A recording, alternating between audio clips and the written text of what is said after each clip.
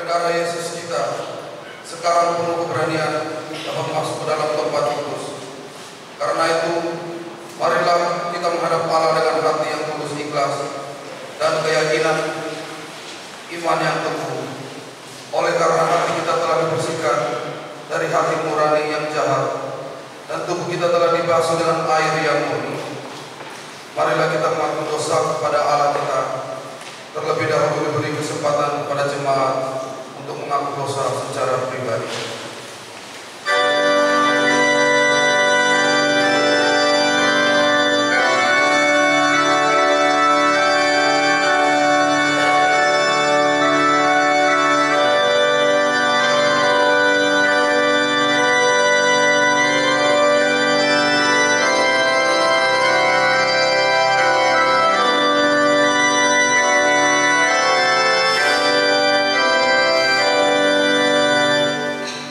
Ya Allah, Engkau telah menunjukkan jalan hidup kepada kami melalui Yesus Kristus Tuhan kami.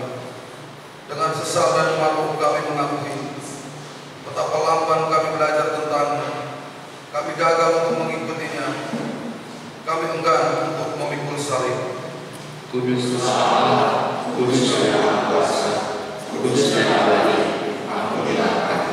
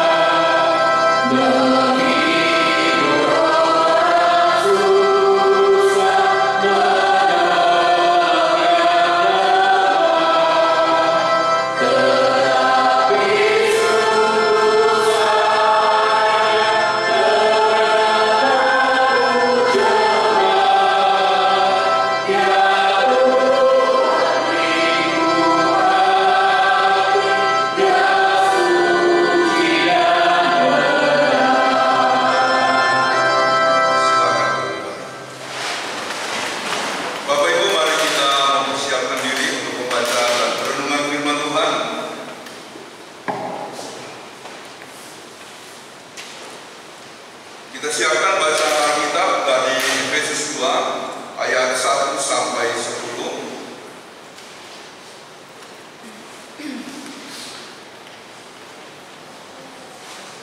Efesus 2 ayat 1 sampai 10. Ingatlah bahwa firman Tuhan adalah pelita bagi kaki kita dan terang bagi jalan kita. Mazmur 119 ayat 105. Marilah kita berdoa. Ya Allah, bukalah mata kami agar kami dapat melihat keajaiban dari titah-titah-Mu. Bukalah telinga kami agar kami dapat mendengar perkataan. Bukalah pikiran kami agar kami dapat mempelajari jalan-jalan-Mu. Bukalah hati kami agar kami memahami kekayaan hikmat-Mu. Bukalah mulut kami agar kami dapat memberitakan Injil-Mu. Amin. Jemaat Tuhan, mari kita berdiri menyambut pembacaan firman Tuhan. Hari ini terdapat dalam Efesus 2 ayat 1 hingga ayatnya yang ke-10. Efesus 2 ayat 1 hingga ayatnya yang ke-10 dengan judul perikop semuanya adalah kasih karunia. Kamu dahulu sudah mati karena pelanggaran-pelanggaran dan dosa-dosamu. Kamu hidup di dalamnya karena kamu mengikuti jalan dunia ini. Karena kamu mentaati penguasa kerajaan angkasa, yaitu roh yang sekarang sedang bekerja di antara orang-orang kegelapan. Sebenarnya dahulu kami semua juga terhitung di antara mereka, ketika kami hidup di dalam hawa nafsu daging dan menuruti kehendak daging dan pikiran kami yang jahat.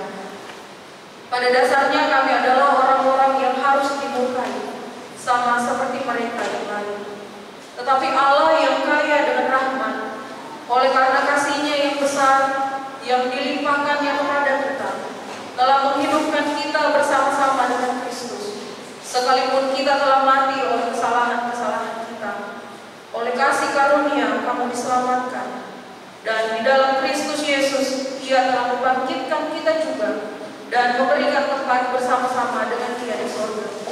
Supaya pada masa yang akan datang, Ia menunjukkan kepada kita kekayaan kasih karunia-Nya yang melimpah-limpah sesuai dengan kebaikan-Nya terhadap kita dalam Kristus Yesus. Sebab karena kasih karunia kamu diselamatkan oleh iman. Itu bukan hasil usahamu, tetapi pemberian Allah. Itu bukan hasil pekerjaan. Jangan ada orang yang memegahkan diri. Karena kita ini buatan Allah, diciptakan dalam Kristus Yesus untuk melakukan pekerjaan baik yang dipersiapkan Allah sebelumnya. Ia mau supaya kita hidup di dalamnya. Demikianlah firman Tuhan. Terpujilah Tuhan Yesus Kristus. Amin.